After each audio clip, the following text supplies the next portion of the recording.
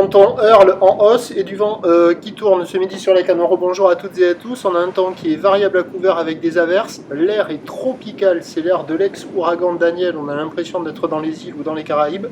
La température extérieure est à 27 degrés, la température à l'intérieur de l'eau est à 20 degrés. Cet après-midi, un temps variable à couvert avec possibilité d'orage en soirée, température à 28.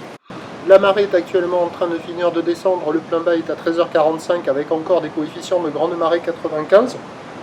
Sur cette fin du descendant, le vent est toujours modéré à soutenu, mais il est passé au sud-est. On a un plan d'eau qui est ridé, fripé, en dégradation, une houle qui est sectionnée. On a la houle de l'ex-ouragan Daniel à la baisse et qui laisse la place à la houle de l'ex-ouragan Earl à la hausse. Exceptionnelle cette situation, jamais vue à la Cano, deux houles cycloniques qui se croisent.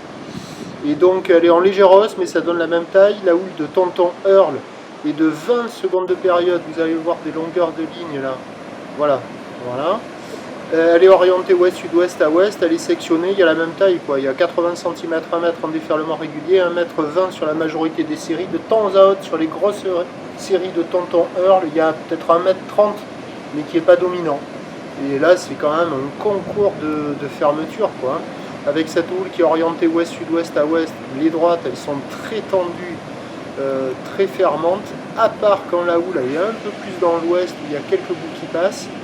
Et majoritairement, les gauches sont un peu plus favorables, mais c'est pas la folie, loin de là. Vous voyez ce que ça fait là, la gauche par exemple, elle déroule un peu, et après elle est molle, et après elle ferme. Alors que les droites, elles tendent et elles ferment tout le temps, à part quand les séries sont ouest.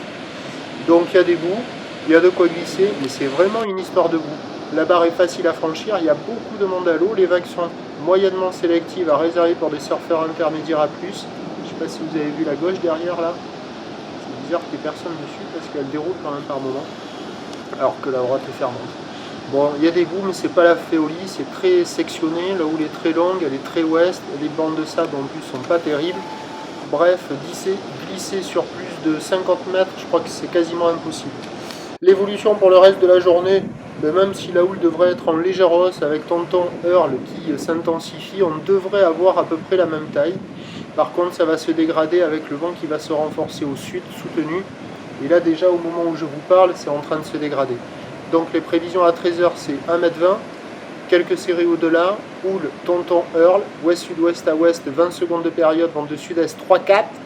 Et à 17h, légère hausse, le 1,20 m plus établi encore.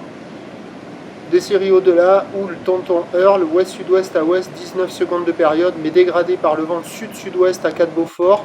Même si le vent se calme ce soir sur la fin du montant avec ses gros coefs sur un effet de maline, la houle elle sera particulièrement sectionnée, agitée, ignoble. Je vous tiens informé sur l'évolution des conditions sur le 08 92 29 78 73 à 14h, 16h et 18h en vous souhaitant une bonne journée tropicale.